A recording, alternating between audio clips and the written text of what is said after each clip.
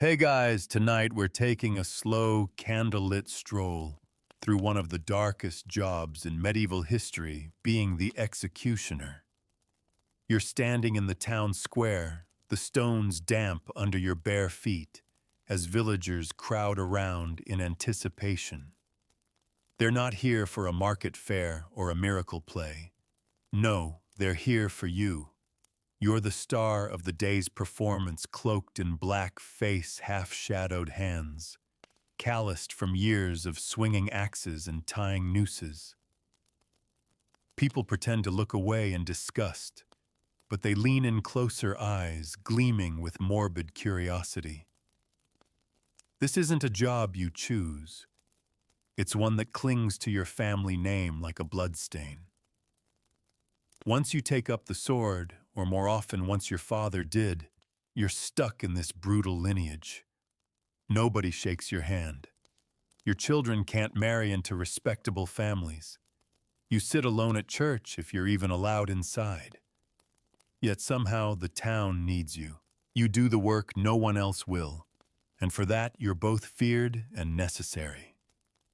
And guess what? You probably won't survive this, not emotionally anyway.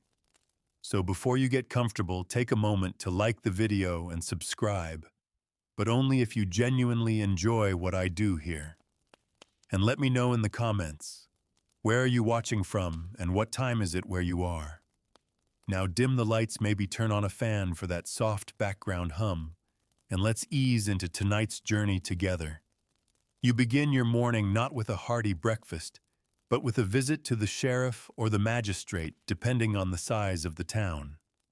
Today's duties might involve breaking someone on the wheel, hanging a thief, or if it's a particularly gruesome day, burning someone at the stake. You review the sentence like it's a grocery list. The names blend together after a while. Petty criminals, accused witches, political prisoners, your blade doesn't discriminate. Your tools are kept sharp and oiled, laid out on a cloth in the shed behind your house, which sits just outside the town walls. You're not welcome in the town proper. The butcher won't sell to you. The innkeeper won't pour you ale. But your rent is paid by the town treasury. They need you more than they'll admit. You might be summoned to perform a flogging in the market square. That's the light work. The heavier jobs, beheadings, hangings, quarterings, require focus and precision. Mess it up and the crowd gets restless. Too much blood and they gasp. Too little drama and they get bored. You walk the line between horror and entertainment. This isn't just justice, it's public theater. Your uniform varies by region. Sometimes a black hood. Sometimes a wide-brimmed hat pulled low. You're not always anonymous, though. Everyone knows who you are. Children point. Women avert their gaze. Men cross the street. You have a name, but to most, you're simply the hangman. On execution days, your morning is consumed with ritual. You inspect the gallows or the scaffold. You test the rope's integrity. You measure the drop to ensure the neck snaps clean. A miscalculation means slow strangulation. The crowd will boo, maybe throw things, and the condemned will suffer longer than even the law intended. By mid-morning, you're preparing the prisoner. Some are resigned, others hysterical. Occasionally, you meet one who talks to you calmly, even kindly. That stays with you. You whisper final words, "Forgive me, or I'll make it quick." You offer them a sip of watered wine or a puff of something stronger if you can afford it. It's the only kindness you can give. Then the bell tolls. The crowd gathers. Children perched on shoulders. Vendors selling meat pies and spiced nuts. Justice as spectacle. You walk the condemned to the platform. Every footstep echoes through your bones. You feel the weight of dozens, sometimes hundreds of eyes. They're judging not just the prisoner, but you. You read the sentence aloud, your voice even. You signal the drumbeat or give the nod to the cart horse, and then snap, or thud, or scream. However it ends, the crowd erupts. Afterward, you collect your payment. Maybe a handful of silver coins, maybe a hunk of bread or meat, sometimes nothing at all. You clean your tools in a bucket behind the gallows. You say nothing. You disappear back down the lane like a ghost. Back home, your cottage is still and silent. You eat alone. You sleep fitfully. Sometimes the faces come back to you. The ones who screamed. The ones who prayed. The ones who looked right into your eyes and forgave you. And tomorrow it all begins again. Your neighbors say you smell of death. You avoid eye contact when you pass them. You wonder if your children will be shunned like you were, if your name will die out with you. But you keep going because no one else will. And for that, the world both needs you and wishes you'd disappear. You wake before dawn even though your duties don't officially start until the magistrate calls. Sleep rarely brings rest. The dreams are always the same shifting eyes in the crowd, the creak of the rope, the sickening weight of a body dangling from the beam.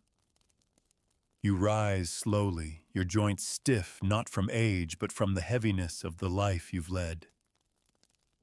In the cold dim of your home there's no warmth, except the crackle of an old fire and the chill of steel tools waiting in their cloth wraps.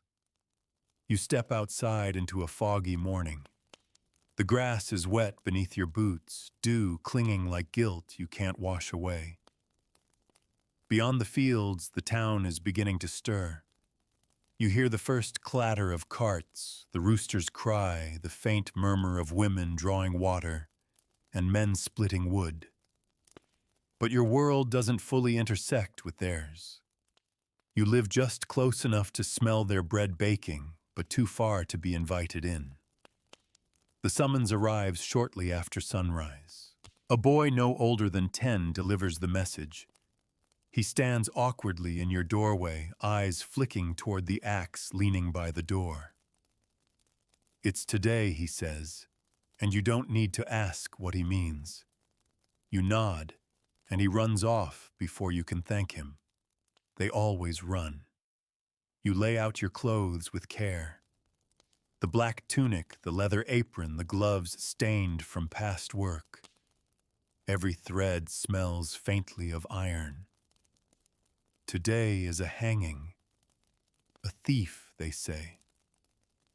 But you know better. Thieves usually pay a fine or lose a hand.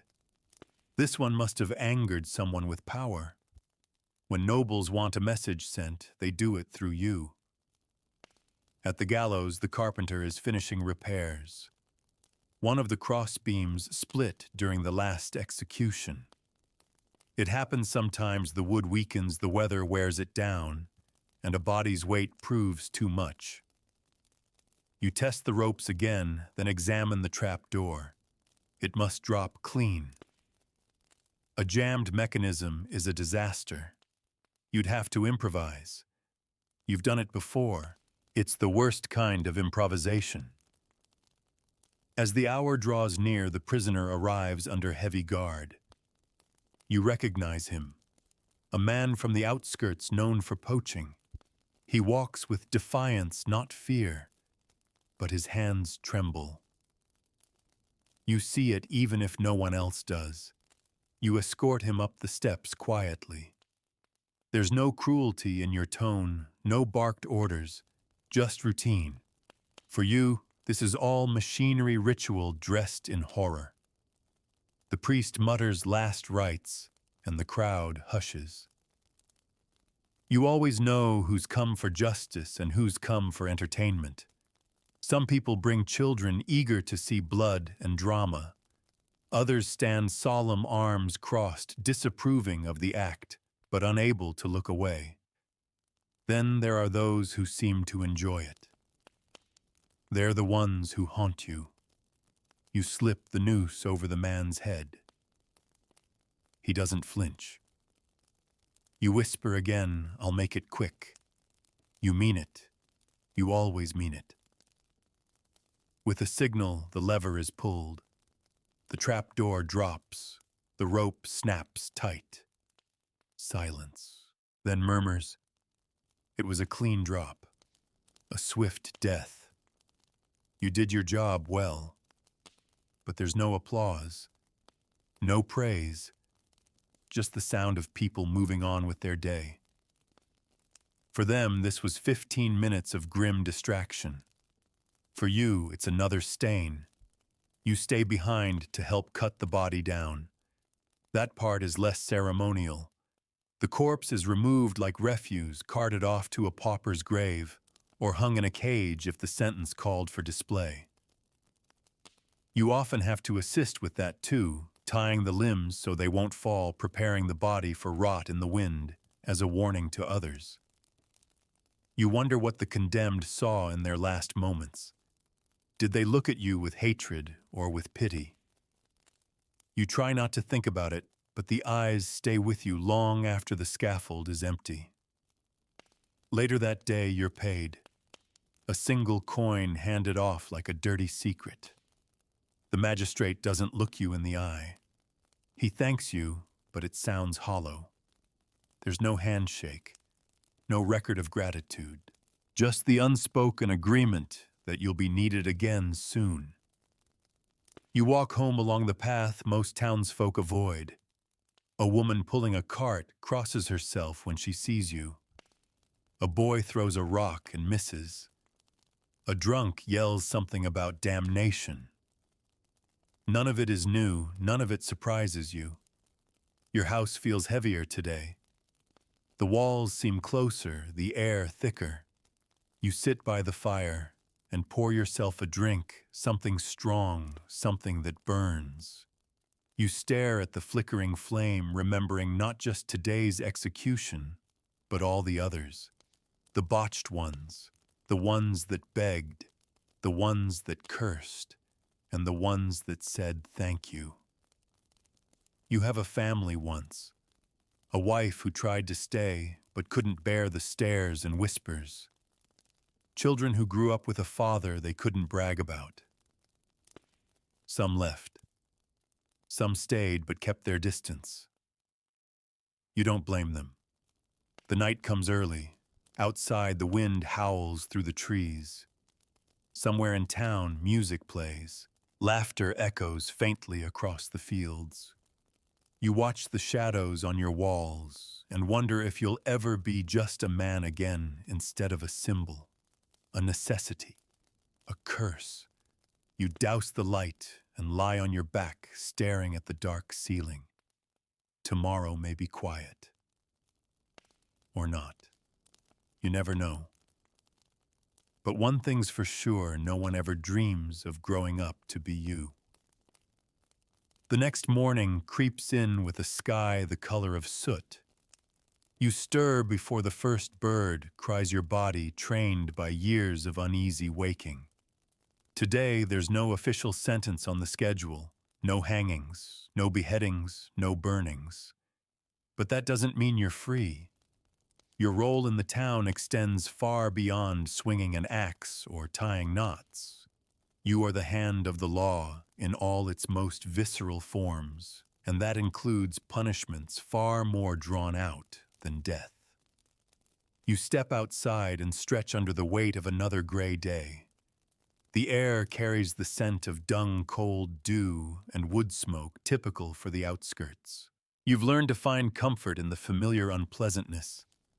At least the weather doesn't glare at you like the townspeople do. Today's task is a flogging. A woman convicted of adultery by the church court is to be whipped in the town square. It's not your favorite kind of work. Not because it's too gruesome, but because it lingers. Screams echo differently when the victim isn't about to die. You must measure each strike. Not too soft, or you'll be punished. Not too hard, or you'll be accused of sadism. You exist in a precise limbo between cruelty and restraint. By mid-morning, the square is already filling. They always come early for floggings. People enjoy watching someone be broken slowly.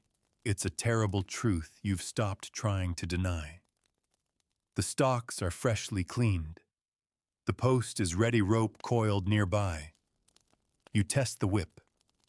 It's worn, but still brutal braided leather, tipped with knots and tiny bits of metal. The woman is brought out by 2 guards. She looks tired more than afraid. Her shoulders are hunched, but her chin stays high. You've seen that kind of defiance before. It doesn't last long once the first strike lands. You tie her hands with practiced speed. The guards step back. A clerk reads the charges aloud in a bored voice. The crowd listens, some with smirks, others with stony silence. You don't look at their faces. You focus on the rhythm. Crack. The first lash cuts through the morning air and into her back. She jerks forward, a gasp caught in her throat. You give her time to breathe, then deliver the second. This continues 10 strokes spaced with the precision of a drumbeat. Blood beads after the 4th. She cries after the 6th. By the 8th, she's slumped in the ropes. When it's over, the guards untie her. You don't speak. You never do. She's led away limp but conscious. The crowd slowly disperses, their appetite for punishment briefly satisfied. Some stay behind to spit at your feet. One throws a rotten apple. You don't flinch. Later, you return to your home with dried blood on your gloves and the same old ache behind your eyes. You clean your tools with vinegar and linen cloths. You place them carefully back in their wraps, folding each edge like a priest handling relics. There's ritual in the routine. Without it, you'd lose yourself completely. On quieter days, you try to maintain the illusion of a normal life. You tend a small garden out back. You carve wood, though no one will buy your pieces. You read if you can find anything worth reading. Books are scarce for someone like you. Most are Latin, filled with religious texts that speak of sin and redemption, but never quite what to do when you're paid to punish both. You sometimes dream of leaving, packing up in the middle of the night, and vanishing into the forest, starting fresh in a village that doesn't know your face. But you've heard the stories. Executioners aren't allowed to just disappear. The mark follows you. The smell of blood clings no matter how far you run. Besides, the law keeps tabs on you. The bailiffs visit often not as friends but as monitors. If there's ever a delay in punishment or an act of leniency, you'd be reported. They'd replace you with someone colder, someone who wouldn't hesitate. And as twisted as it sounds, you've always taken a small bit of pride in doing it cleanly. If someone must do it better, it'd be someone who still winces at screams. You once had an apprentice. The town insisted. You trained him for months, teaching him how to judge a neck's angle, how to hold a blade steady, how to separate the act from the emotion. He was smart, sharp, but after the first hanging, he ran. Took a horse in the night and was never seen again. You weren't surprised, only saddened. In the evening, the clouds break just enough for a sliver of golden light to wash the fields in amber. You stand in the doorway, watching it spread like spilled paint across the sky. For a moment, everything is still, peaceful even. It's easy to forget who you are in that light. Just a man standing on his porch, listening to birds. But night always comes, and with it the reminders. The distant toll of a bell, the whisper of rumors, the silent faces in your memory blinking through the dark. You bank the fire and crawl into bed, not expecting dreams, only silence. It's the best you can hope for. Because in this life, you're not just the sword. You're the shadow behind it. The days bleed together like old ink on damp parchment. There's little to distinguish one from the next, except for the weight of what you've done and what you're about to do. You're not just a figure of fear anymore. You're a walking reminder of justice, cruelty, and consequence, all wrapped into one silent silhouette. Even when there's no punishment to carry out your presence, is a kind of punishment for everyone else. A breathing ghost. Today you've been summoned to assist with an interrogation.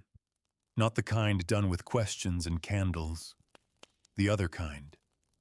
A nobleman's steward has disappeared. Gold has gone missing. And someone, a servant boy, barely 15, has been accused. There's no trial yet, no official decree. But the sheriff wants answers. You're not a torturer by trade, but in smaller towns, you become whatever the law demands. You've been called in for thumbscrews, branding irons, even the rack. And every time you feel yourself slip a little further from whatever humanity still clings to your bones. You arrive at the keep before noon. They've cleared out one of the storage rooms, placing a single chair in the center, under a hanging chain. Buckets line the wall, some filled with water, others empty and waiting. You recognize the tools immediately. Nothing fancy, just crude, effective instruments made of iron and fire. The boy is already waiting, shackled, dirt on his face, eyes wide and brimming with disbelief. You can tell this is his first real taste of fear, the kind that settles in your stomach like cold stones. You speak little. You always do. You let the sheriff do the shouting. His voice bounces off the stone walls like thunder in a crypt. Accusation after accusation, name after name, each one a nail tightening around the boy's fate. Eventually, the sheriff nods to you. That's your cue. You pick up the instrument thumbscrews, rusted slightly, but still operational. You kneel steady and begin. You try not to look him in the eyes, but he's staring right at you. Not with hatred, not even with fear anymore, with disbelief. Like he can't understand how a person can do this. And you don't have the answer. Not really. He screams before the screw turns halfway. He screams again, louder than sobs. His words come fast, blubbered and jumbled, naming people, places, stories he may or may not be inventing, just to make the pain stop. The sheriff smiles grimly. He gets what he came for. You loosen the device. The boy slumps forward. He'll likely survive, though his hands may never be the same. You don't know if he was guilty, and you never will. That isn't your job. You're not the judge nor the jury. You're the blade, the hammer, the inevitable. When it's over, the sheriff claps you on the back, as if you've just helped shoe a horse or mend a fence. He offers you a drink. You decline. You walk home in silence. The sky is darkening by the time you reach your cottage. Storm clouds gather on the horizon like bruises. You sit by the fire and stare into the embers, trying to convince yourself that it was necessary, that the town is safer now, that the boy might have been a thief, that maybe he lied. But even lies screamed through pain tend to stain your hands the same color. You remember an old friar who once stopped by your door years ago. He had no business with you, he just got lost. But when he realized who you were, his face twisted in quiet horror. Before leaving, he said something you've never forgotten. Every man who believes he can carry sin for others eventually breaks under its weight. You didn't believe him then. You thought you were different, stronger. Now you're not so sure. You head out into the field behind your home, the place where the wild grasses sway in the breeze. It's the only patch of land that feels untainted. The place where you sometimes whisper to the wind words no one else hears, words you wouldn't dare speak aloud, a confession with no priest to catch it. Sometimes when the sky is clear, you think you see the stars differently than others. Not as lights of wonder, but as distant watching eyes, cold and ancient, like they're bearing witness to every lash, every scream, every whispered "forgive me." You return inside and light a candle. Its flame flickers gentle and warm. Unlike the torches you hold during executions, this one is personal, small. It doesn't accuse you, it doesn't judge, it simply burns. You sit down and open your ledger, not of names or crimes, but of moments. Your private record, a list of those who looked you in the eye, who forgave you, who cursed you, who cried. You don't write much, just a name, maybe a note, but somehow it helps. It keeps them real. It keeps you real. Because if you ever forget their faces, you fear you'll become nothing more than the tools you wield. And deep down you're terrified you're already halfway there. Rain taps gently against the shutters when you wake, soft, rhythmic, almost soothing. If you didn't know better, you might pretend it was just another peaceful morning in a quiet village untouched by gallows or fire pits or sharpened blades. But peace for you is like clean water drawn from a poisoned well. You can sip it, but only if you're willing to swallow what comes with it. Today your task is a burial. Not of a loved one, not of a neighbor. This is the burial of a criminal and executed one. The gravedigger is ill or drunk, or maybe he just couldn't bring himself to do it again. So they've sent for you. Of course they have. When it's unpleasant, when it's vile, when others turn their faces away, they always turn back to you. You arrive at the edge of the potter's field, where the earth doesn't remember names. The grave is shallow, already dug halfway. A simple pine box rests beside the hole, hastily nailed shut, no inscription. You recognize the name scrawled in charcoal on the lid. It's the boy, the one from the interrogation. He didn't survive after all. You stare at the box for a long while before touching it. Something inside you shifts, an old weight made heavier. He never screamed your name. He never begged you directly. But it was your hands that turned the screw, your silence that allowed it. You finish the grave in silence, your shovel slicing through wet earth. Mud clings to your boots, your hands. The rain falls harder now, mixing with sweat and guilt.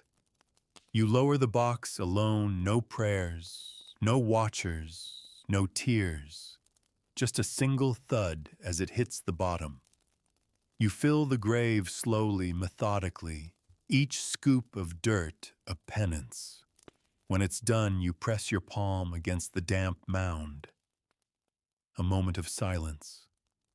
A moment for what might have been. On your way back to town, the sky breaks open completely and you're soaked before you reach your gate. You don't rush. The wetness feels deserved. At home, you strip out of your soaked clothes and hang them near the fire. You warm your hands over the flames, but you can't stop shivering. Not from the cold, from the memory. Later, you're summoned again. Another petty criminal, this time a public shaming.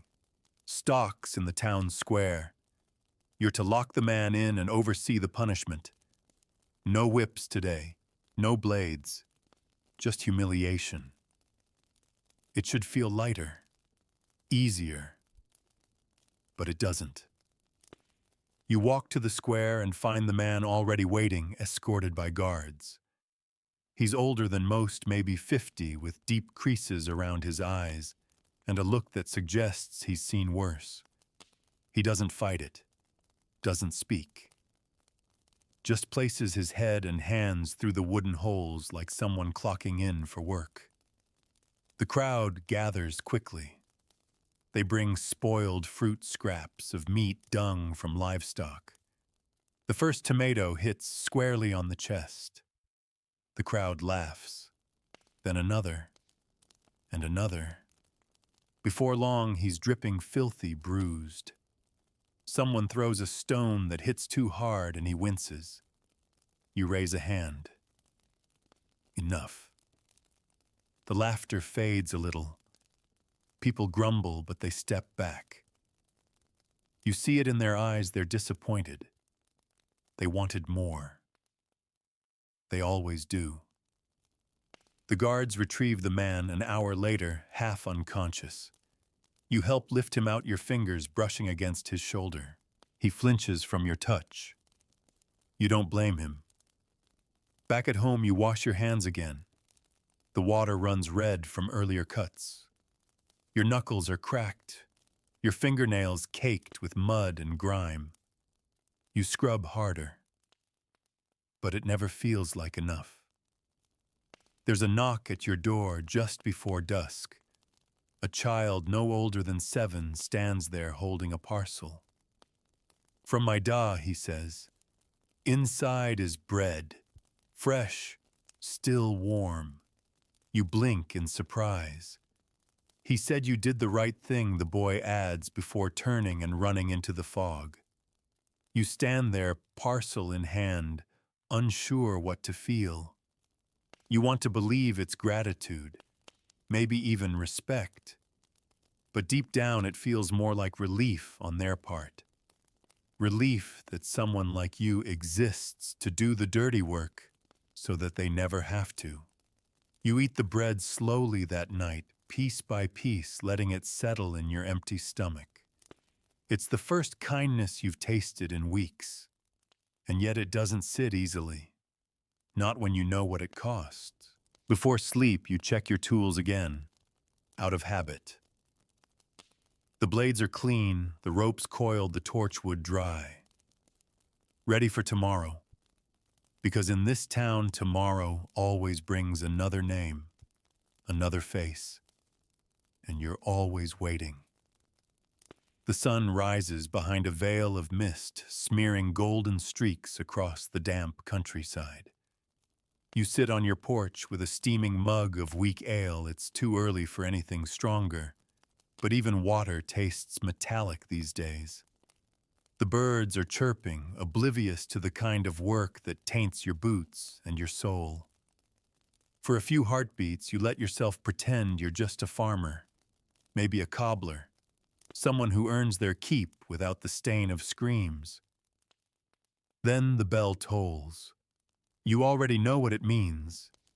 There's going to be a burning. You've only done a few in your time.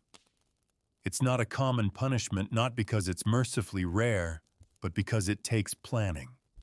The wood must be stacked. The pyre must be built just so.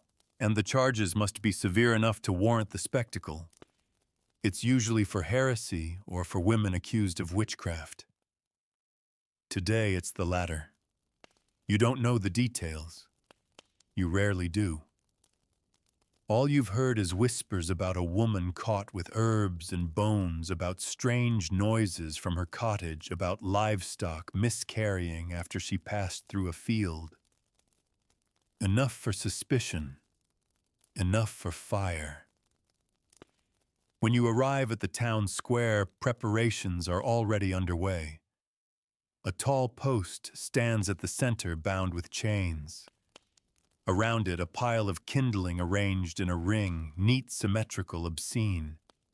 Villagers bustle around, some helping, some just gawking. A few children are perched on barrels for a better view. You walk to the pyre and inspect the structure. It's solid, dry. You suggest adding more straw beneath the center, just enough to keep the flames even.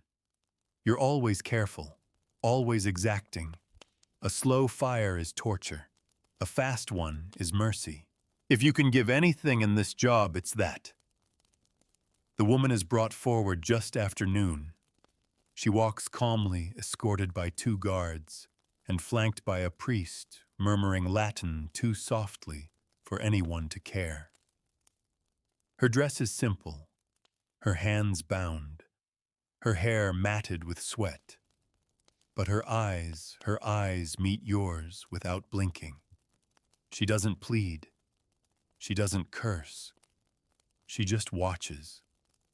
She's young, maybe 30, maybe less. Her face is streaked with soot and defiance. You wrap the chains gently, apologetically. You don't speak. There's nothing to say. She watches you the whole time. The crowd grows thick. Vendors set up shop on the edges selling pies, nuts, mulled wine. It's a festival of cruelty dressed up in the name of righteousness. The priest begins the sermon, voice booming, arms raised. He lists her sins, her failures, her dangers. No one listens. They've already judged her. You light the torch. This moment never gets easier. You pause for a fraction of a second, letting the silence settle like dust on old wood. Then you step forward and touch the flame to the base of the straw. It catches quickly. The fire spreads. The crackling sound rises. So does the heat. The woman doesn't scream at first. She stays silent as the smoke curls upward and licks her dress. When she does cry out, it's a raw, piercing sound that cuts through even the loudest cheers. You look away, just for a second. By the time it's over, the crowd is already leaving. The priest is satisfied. The mayor nods your way but says nothing. You douse the remaining flames and stay until the ashes cool. No one else will. It's your job to witness the end, always the end. That night you don't eat.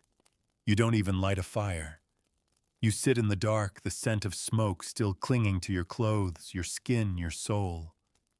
You replay her final look over and over. Not a look of fear, not of hatred, but of pity. You dream of her that night, not burning, just sitting across from you at your table, pouring tea, asking questions you can't answer.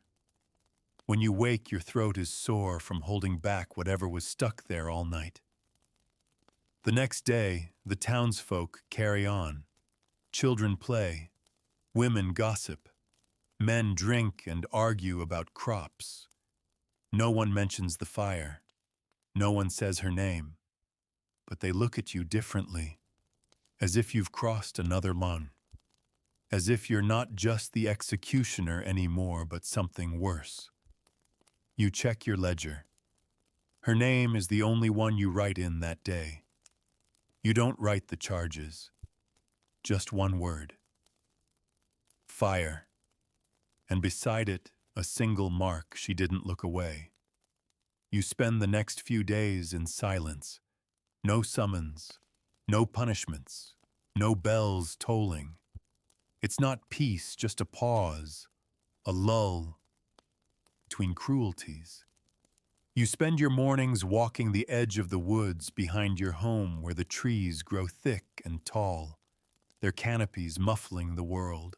Here, for a few precious minutes, you feel like someone else, someone older than all of it, older than rope and fire and blood-soaked gloves. But even the forest doesn't want you. Once, when you stepped too deep into its quiet embrace, you startled a group of children playing near the creek. They scattered at the sight of you.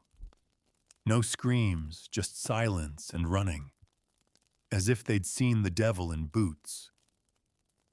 So you turn back early, again. On your return, a courier waits by your gate. He's a young man well-dressed, not from your village. The crest on his satchel tells you everything you need to know. He's from the Baron's estate. That means one thing: a noble execution. Those are always different. You take the scroll from his hands, break the seal, and read the notice. A knight found guilty of treason and murder, sentenced to die by beheading. No gallows, no burning. It must be clean, swift, and dignified. The Baron will be watching, and it must be done with a sword. You haven't used your sword in over a year. It's ceremonial, kept wrapped in oiled cloth beneath your floorboards. But this is what it was made for. You spend the afternoon preparing, polishing the blade, checking its edge, practicing the motion in the field behind your house, swinging again and again until your shoulders ache. The sword is heavier than you remember. Or maybe you're just more tired than you used to be. At sunset, a cart arrives to bring you to the Baron's courtyard. The stone walls loom above you, ivy crawling across their flanks like veins. Servants scurry around, avoiding your gaze. A steward leads you to the staging area. A scaffold has been built not high, just a few steps framed by velvet drapes and heavy banners. They want this execution to be tasteful. The knight is already there, kneeling. He's older than you expected, silver in his beard, scars along his cheek. He doesn't wear armor, but his posture is still proud, chin lifted. His hands are bound, but his eyes are clear. As you walk up behind him, sword in hand, he speaks. "Do it right," he says. "One stroke." You nod. No theatrics. No crowd, just the Baron watching from a window above. A clerk beside him scribbling every detail for the record. You say the formal words, his name, his crimes, his sentence. But your voice sounds distant, like someone else is speaking through you. You raise the blade. The silence stretches. Then the sword arcs through the air with a whisper. It's over in a breath. The knight's head falls cleanly. His body slumps forward.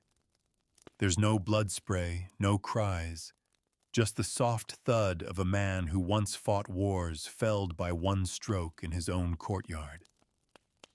The steward nods in approval. A servant covers the body. A coin pouch is pressed into your hand without a word. You are dismissed. On the ride home, the coin pouch sits heavy in your lap. It's more than you've been paid in a month. Noble deaths are lucrative, dignified, silent. But that doesn't make them lighter. You enter your home long after dark, too tired to eat. The blade is still warm in your hands as you clean it. You don't rush. Every swipe of the cloth feels like a prayer. You place the sword back beneath the floorboards, burying it again like a secret. And then you sit, staring at your empty hearth, listening to the wind outside. You've learned something tonight. Killing a noble is quieter than killing a peasant. There's less crying, less mess.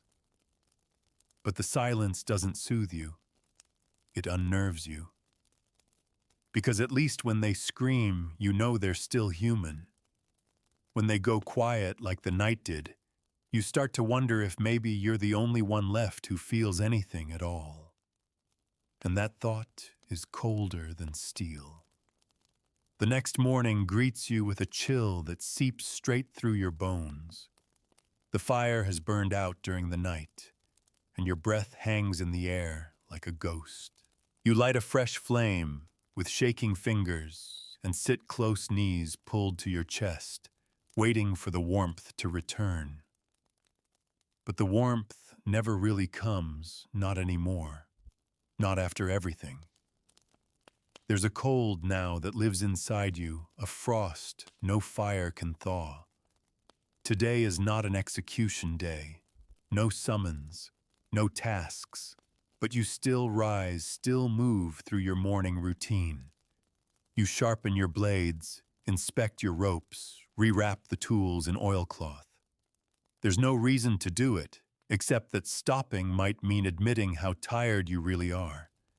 And you can't afford to be tired. You're not allowed to rest. You're the one who waits with the axe while the rest of the world forgets what it means to hold one. Later, you wander into the village. You don't go often, but you need provisions, salt barley, a new belt for your apron. You walk slow, hood up, eyes low.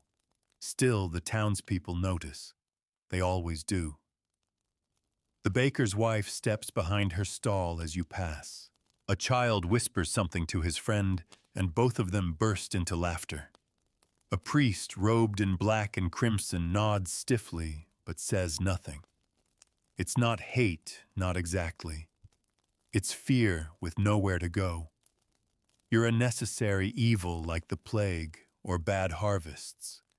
They'd pray for your removal and thank God for your existence in the same breath. At the market, a butcher silently wraps the meat you choose and drops it into your satchel without a word. You place coins on the counter.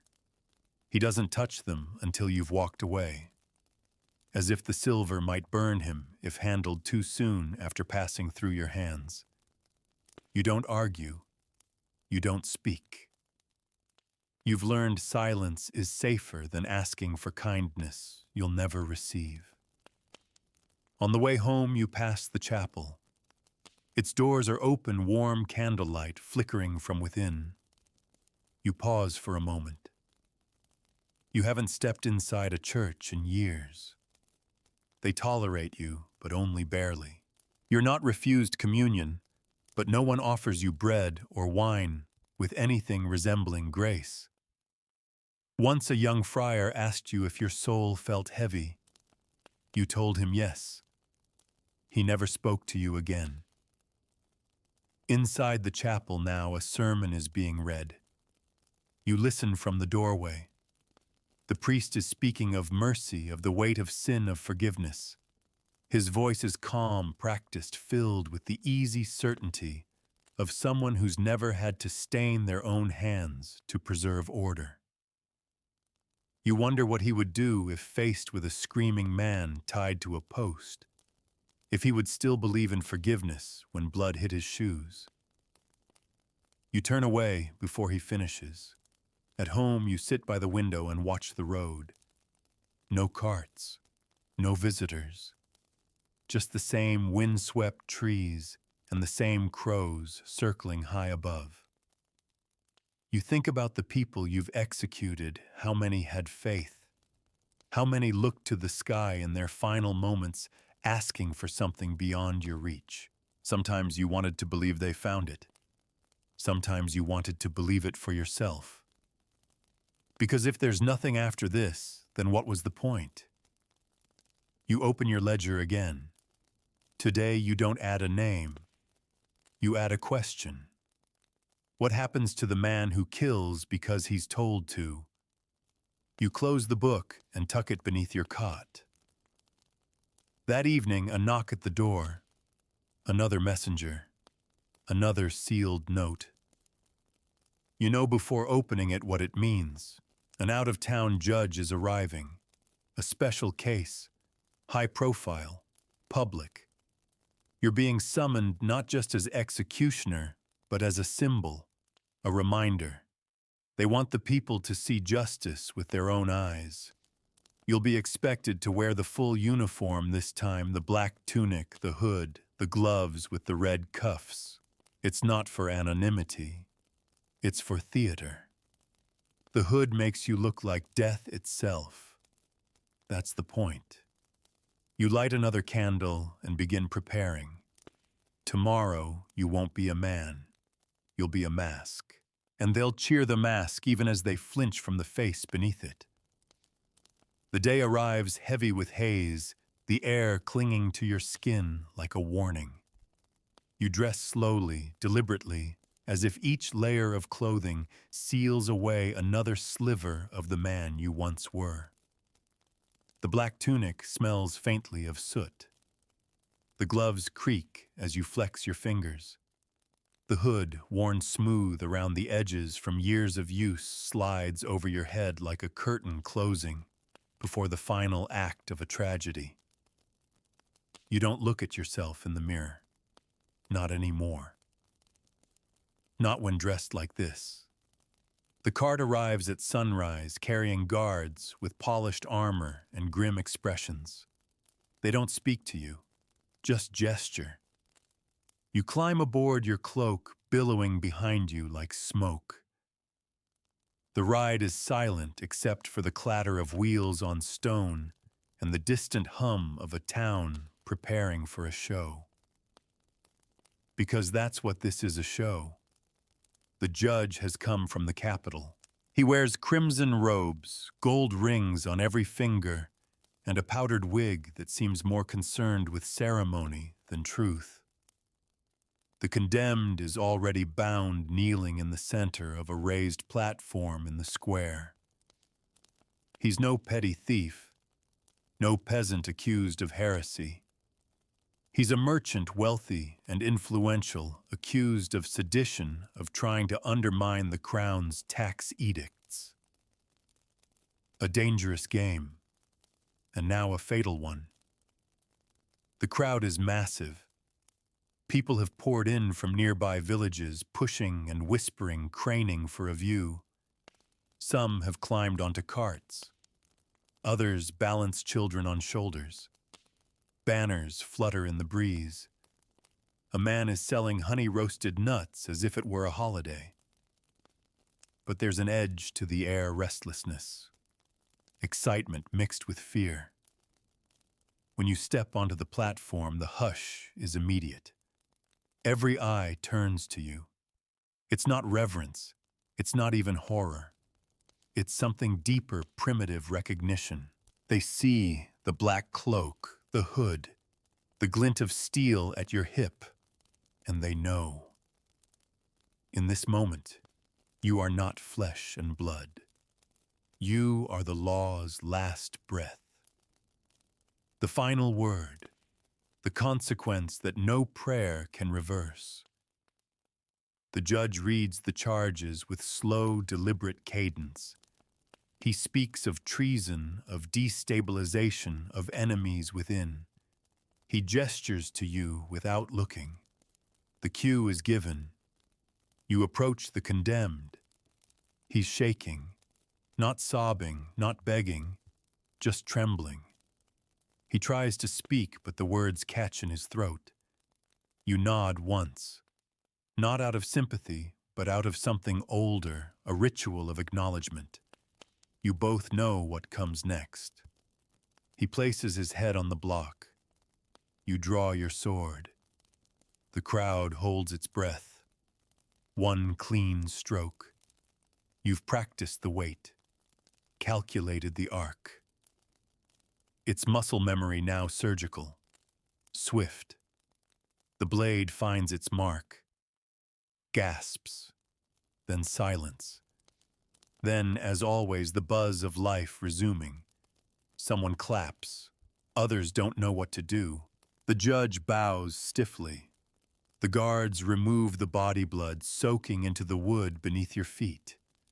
You clean your blade on a cloth before sliding it back into its sheath. Your gloves are still warm. The cart returns you home, bouncing gently along the ruts of the old road. You pass by the inn where laughter already echoes from the doorway. You pass the chapel where the bells ring not for the dead, but for afternoon mass. You pass by fields green and golden, untouched by the red stain you carry back with you. At home you strip away the layers, hood, tunic, gloves. You fold them neatly, even though part of you wants to toss them into the fire and never look back. You bathe. The water turns pink, then brown, then clear again. You sit by the fire exhausted, but not from the physical act, from the performance. Because that's what it is now more than ever, a show, to keep the people obedient, to remind them of the power behind the laws they barely understand. You're not a man in their eyes. You're a warning, a ghost in human form. And you start to wonder when you finally die, who will bury the executioner, who will speak your name when your own ledger is closed.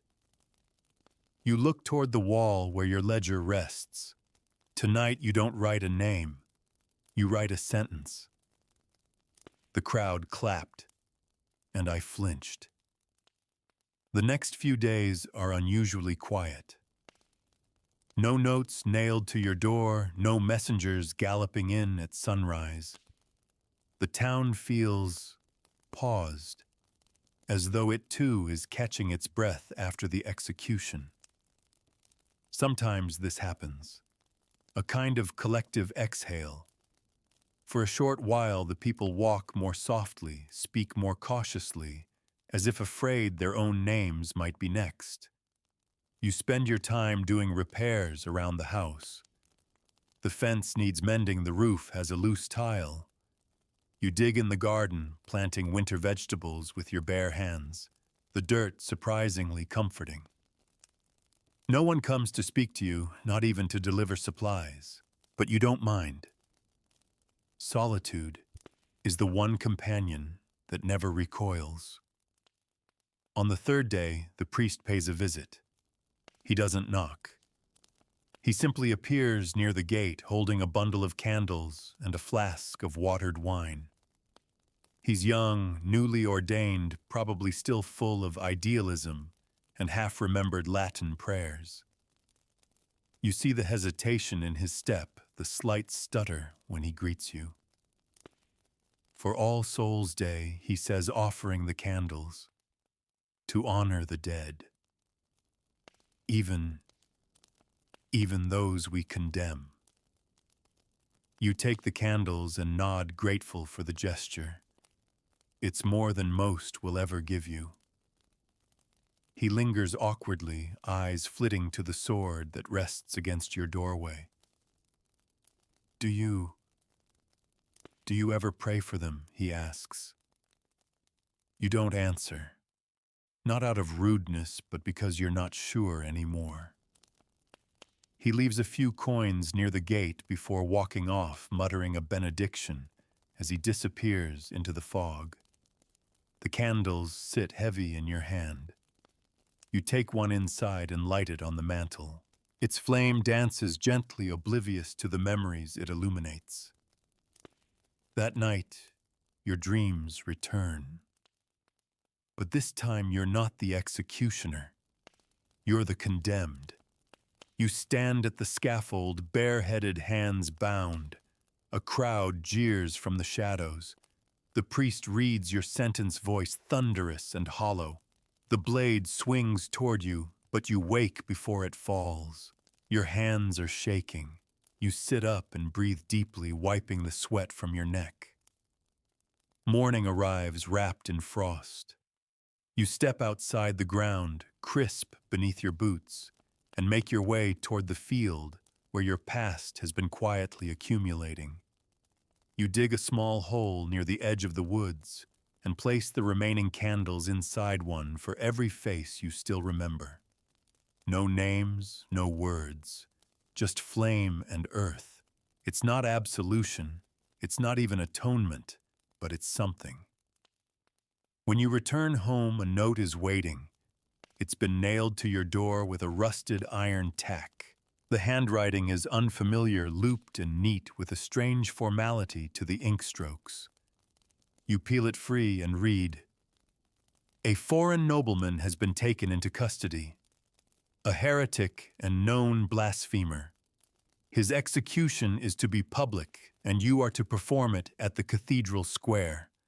A platform is already being built. The bishop will oversee the rites. The people will expect symbolism. Prepare accordingly." You fold the note slowly, pressing the creases like they matter. This won't be just another execution. It'll be a performance layered in doctrine, fear, and spectacle. A death not for justice, but for narrative. The church wants the crowd to see fire and holy vengeance. They want fear in the bones of every man, woman, and child who hears the bishop speak. You've seen it before. The noble will not be burned. That would be too simple. No, they'll want a dismemberment symbolic drawn out. The cutting away of sin. You will be expected to work slowly, visibly, to make it clear what awaits those who defy the order of things. You close the door and sit beside the fire. Your tools are clean, your blades are sharp, but you feel dull, duller than you've ever been. It's as though each name, each act has scraped another layer from your soul, and now there's not much left to scrape. You open your ledger and hesitate. You don't write his name. You don't write the crime. Just a single word scratched in the corner of the page show. Because that's what it will be. Not a punishment. Not a judgment. A spectacle. And you are the actor no one claps for. The ghost that carries the curtain across the final scene. The morning of the cathedral execution arrives cloaked in fog. The kind of fog that clings to the skin and deadens every sound. You dress in silence. The ceremonial garments have already been sent black with gold trim, this time chosen by the bishop himself. The fabric is heavy and stiff, as if starched with doctrine instead of soap. The hood is longer, designed to fall dramatically across your shoulders. Every thread screams symbolism. You tie it all into place with steady hands. Outside, a cart is waiting. Not the usual wooden flatbed, but a covered carriage, black lacquered, adorned with a small silver cross on the door. They're making a point. This isn't just an execution. It's a pageant. And you once again are the centerpiece no one wants to admit they need. The ride through town is slow, deliberate. People gather in hushed clusters as the carriage rolls by. No cheers, no jeers, just wide eyes and whispered prayers. A few cross themselves. One woman throws a handful of dried herbs into the road as you pass. You know the meaning, warding off evil, as if you were something summoned rather than born. The cathedral square is unrecognizable. A raised platform has been built in front of the massive stone doors, flanked by guards in gleaming armor. The bishop stands at the center, framed by crimson drapes and a towering crucifix. Incense already clouds the air, curling in tendrils that sting the eyes. The crowd is massive peasants in tattered cloaks, merchants in embroidered vests, even a few nobles seated on benches under canopies. The condemned kneels at the center of the platform, chained and still. His robes are torn. His face is swollen, but his expression is calm, too calm. You ascend the platform and stand beside him. The bishop nods to you, but does not speak. Instead, he raises his arms and begins the sermon. It's long, flourished, full of fire. He speaks of heresy, of treason against the divine order, of rot within the noble class. He describes the condemned as a blight one that must be cut away for the body of Christendom to heal. The people murmur, some shout agreement. Others look uncertain. But the bishop's voice keeps building, rising like thunder rolling across a battlefield. Finally, he gestures to you. It's time. You step forward. This is no clean beheading, no single stroke of mercy. This is to be performed by design, each motion choreographed. First the fingers, then the hands, then the tongue. You swallow hard and draw the dagger. The crowd watches every move. There is no room for error. The condemned remains still, offering each limb without resistance. You do your work with practiced precision, each cut measured and exact. The blade sings through flesh. Blood follows. Gasps ripple through the crowd. Some turn away. Others lean forward. The man does not scream, even when his tongue is removed, and he gurgles quietly, but does not scream. It unsettles you more than any wail ever has. At the final stage, you hold the blade to his throat. The bishop raises his arms again. A long, poetic invocation follows about redemption, about the cleansing power of suffering. Only when the incense runs out does he nod. And you finish it. One final stroke. The man slumps. The crowd erupts not in cheers, but in a strange blend of relief and reverence.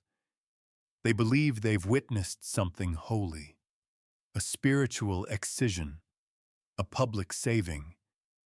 But you know better. You see the blood staining the white altar stones. You see the child in the crowd who can't stop staring at you. You see the bishop looking satisfied, not solemn, not grieved, but satisfied. You clean the blade in silence and step down. Afterward, they offer you a private meal in the cathedral's side hall. You decline. You walk home in silence. The fog has lifted, but everything still feels muffled, off. That night, you don't undress. You fall asleep sitting up still in your ceremonial robes, your hands stiff from tension, your knees aching from the hours on the platform. You dream again, only this time you're in the crowd, watching yourself, horrified, unable to look away. You wake with a cry caught in your throat, the taste of incense still clinging to the back of your tongue. You stumble to the ledger, hands shaking. You don't write his name. You don't write the charges. You write one line. He never made a sound, and below it smaller I did. The air feels thinner the next day, like the world itself has grown weary of the weight it carries. You wake with your back aching and your eyes raw. You didn't sleep so much as drift through a fog of images, ropes tightening, fires roaring, blades falling. And through all of it, your own silent figure watching from the edge, never blinking. You move through the morning like a ghost. Everything feels distant. The bread you eat tastes like ash. The water feels heavy in your gut. Even the light through the window seems reluctant to fall across your floorboards. You clean your tools anyway, not because they need it, but because it's the only ritual that still makes sense. The town is quiet, unnaturally so. You know why. The cathedral execution has unsettled them. They came for justice, or so they thought. What they saw instead was a dismantling, a deconstruction, not just of a man, but of certainty. And now they walk a little faster, close their shutters earlier, speak in lower voices, because the line between themselves and the condemned doesn't feel as thick anymore. You venture into the square by midday, hood down, cloak off, just your tunic and boots like anyone else. But you're not anyone else. Children stop their games when they see you. A merchant pretends to rearrange his stall. A blacksmith's hammer goes quiet. You're not spoken to, but you're seen. A woman you don't recognize drops a cloth when you pass and doesn't bother picking it up. A dog growls softly from a doorway. A priest makes the sign of the cross, not toward heaven, but toward you. You return home and sit by the fire, though you don't light it. You let the quiet fill the room like water in a basin. The silence presses against your chest. Not painful, just full. You think of the man from the cathedral. You see his eyes again. Not defiant, not fearful, accepting. And somehow that haunts you more than all the screams combined. It was like he already knew how the story ended. Like he had accepted being a symbol even as you struggled to live as one. You reach for the ledger, open it slowly. Your hands pause before the page. And for the first time you consider writing your own name. Not because you're dying, but because part of you feels like you already have. Somewhere between the floggings and the flames, the silence and the steel, something inside you stopped moving. You flip back through the entries, each name like a heartbeat you had to end, each word a breath you stole. You remember their faces more vividly than your own. You close the book. You walk outside down the same road you've taken 1,000 times, past the chapel, past the blacksmith, past the well where children used to laugh. You walk until the town fades behind you and the forest looms ahead. You step into the trees. They welcome you in a way the town never has. No whispers, no stares, just the rustle of leaves and the creak of branches. You find your old place, a clearing where you once came to breathe. You kneel there now, not to pray, just to be still. You stay for hours. Let the wind brush your cheeks. Let the sun warm your hands. Let the world forget for a while who you are. And when you rise, something has shifted. Not erased, not undone, but cracked slightly. Enough to let something else in. Hope, maybe, or something close to it. You walk home slowly. That night you light the fire. You eat a full meal. You sharpen your smallest knife and set it aside, not for work, just because you still can. And before sleep, you return to your ledger. You don't write your name. You don't need to. Instead, in careful, steady letters, you write, "Still here." The days that follow move strangely, slower, heavier, but with a curious quiet, not the silence of dread, but the silence of something approaching. You feel it before it arrives. A change in the air, like a storm just beyond the ridge. You keep waiting for the knock at the door, for the scroll, for the call to violence wrapped in ribbon and wax. But none comes.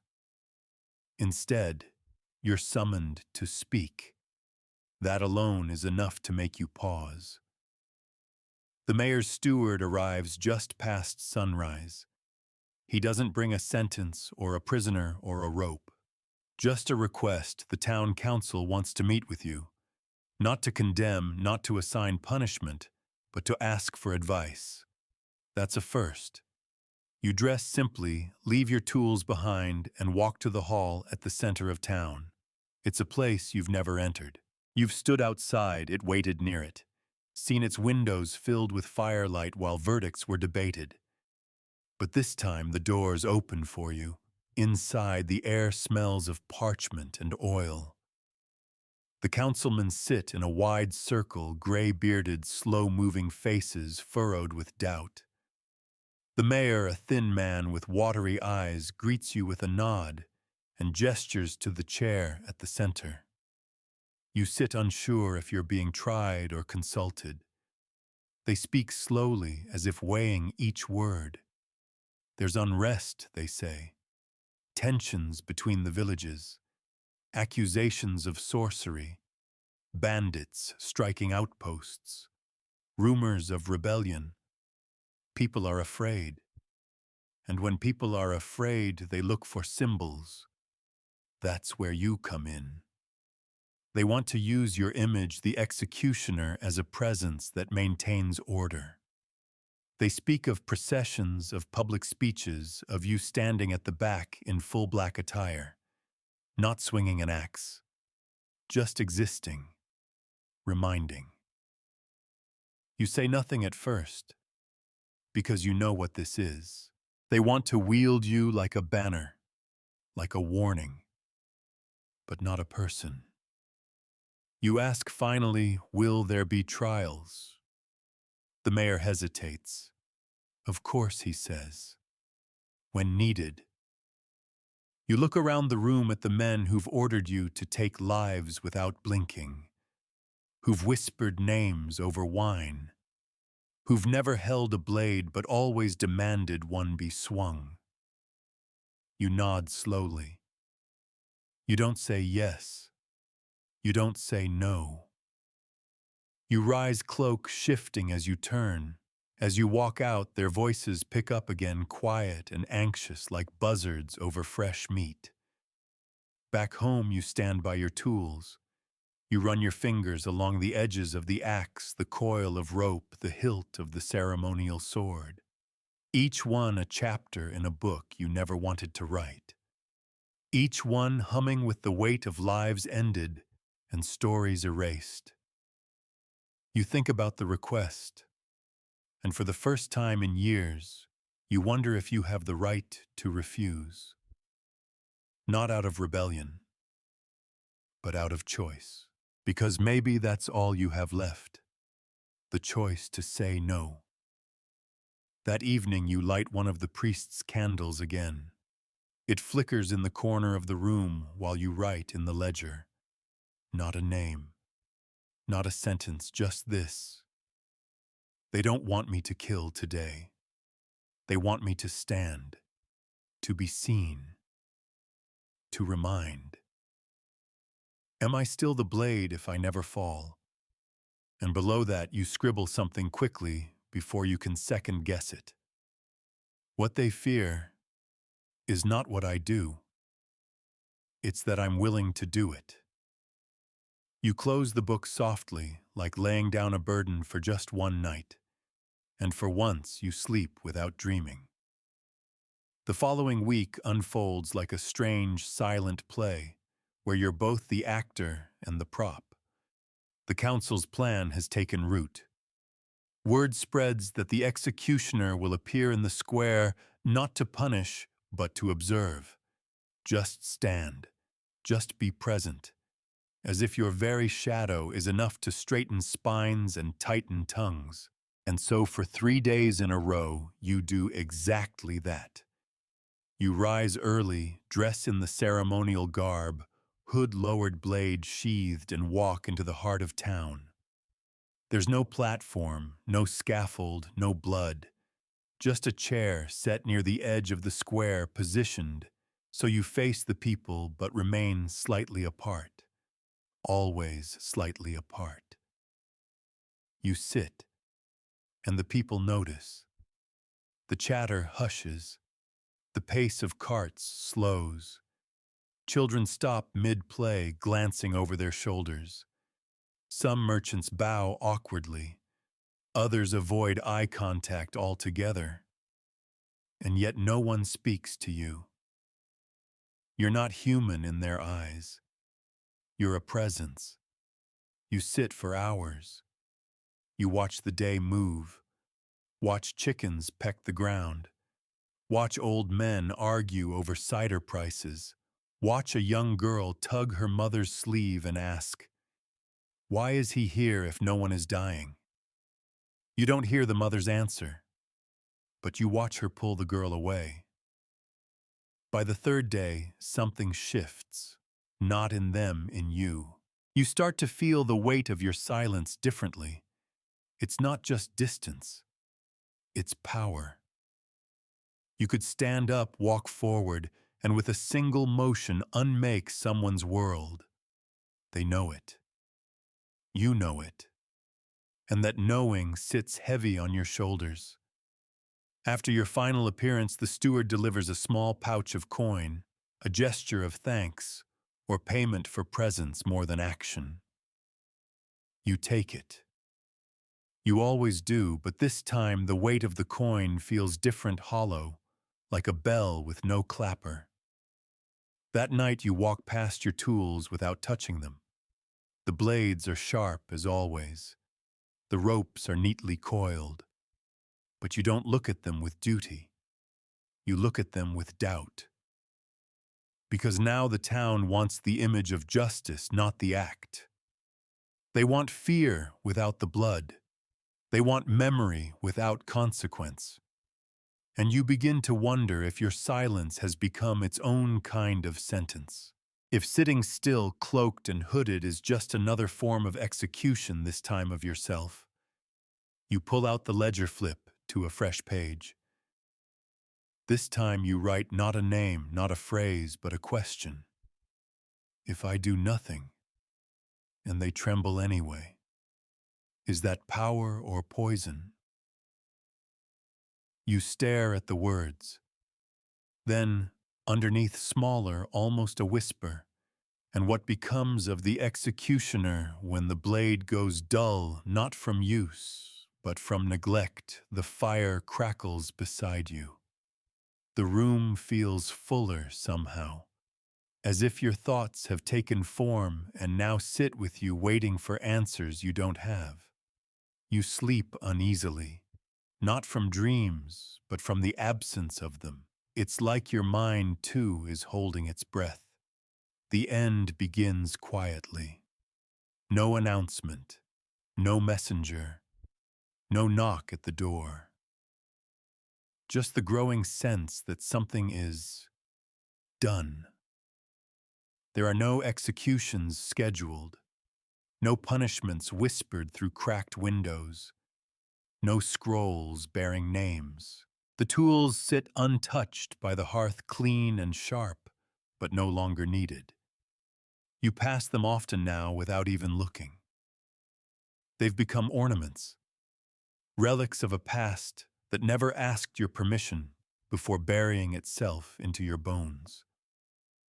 The town has grown used to your silence, your presence. You're still watched when you walk the roads, but now the stairs hold less terror, more confusion. Children don't run anymore. Some even wave as if unsure whether you're man-myth or both. You return the gesture once, just once, and it feels like something fragile has cracked open inside you. You spend your days in the garden. The herbs have taken well to the damp soil. You kneel in the dirt with bare hands, letting the earth remind you what softness feels like. You patch the roof. You mend your boots. You whittle small figures from leftover wood, tiny horses, faceless dolls. Nothing remarkable, but something made rather than unmade. And then one day, just before dusk, a rider arrives. Fast, mud-caked, breathless. You hear the hoofbeats before you see the man. He doesn't carry a scroll. He carries news. A noble caravan ambushed on the southern road. Dead guards, stolen coin. And one captured prisoner, an outlaw with a reputation rumored to be responsible for a string of murders, including clergy and tax collectors. The town wants him executed, but not tomorrow. Tonight. A warning, they say. An example. You listen. Then for the first time in your life, you say no. The messenger blinks. He laughs at first. Thinks you're joking, but you aren't. You say it again, slower, no. You will not sharpen the blade. You will not walk into the square. You will not raise your arms and become the thing they summon in darkness. The rider stammers. But the mayor, the bishop, You say nothing. You just close your door. He leaves confused without slamming his heels into the horse's sides. Just silence behind him as he disappears into the trees. You stand at the window watching the smoke of the village rise against the twilight. No bell tolls that night. No name is crossed from any list. You sit at your table and light a single candle. You open the ledger for the last time. Your hand hovers for a moment. Before writing in clean, decisive ink, I chose not to. And beneath it you add, and nothing happened. The next morning no one comes to drag you into the square. No guards knock. No angry crowd gathers at your fence. The world continues. And you realize something no priest mayor or bishop ever told you. They feared you because they believed you had no choice. But now you do, and that terrifies them more than any execution ever did. You take the ledger to the fireplace. You read through it one last time, page after page, of names of silent apologies, of moments that branded themselves into your soul. Then you place it gently into the flames. You watch it curl and blacken until it's nothing but ash and smoke. You step outside into the morning sun. And for the first time in years, you feel the weight lift. You feel the man, not the mask. You feel free. You lie down now, not as the executioner, not as the symbol, but simply as a man. The room is quiet. The fire has faded to gentle embers casting a slow orange glow across the walls. There are no blades waiting beside your bed tonight. No hoods hanging from the hook. Just you, the old wood beneath your back, and the night. The air moves through the trees outside in soft sighs. The birds have long since gone still. And inside you, for the first time in what feels like decades, there is no name waiting to be carried. No sentence waiting to be served. Only space. Only breath. You think of the road ahead, not one paved in screams or solemn nods, but in leaves, in morning dew, in paths unwalked.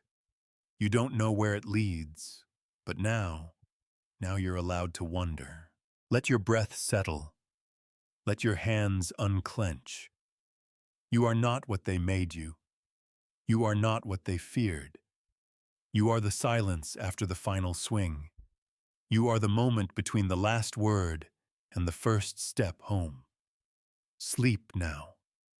The ledger is gone. The mask is off. The world can wait.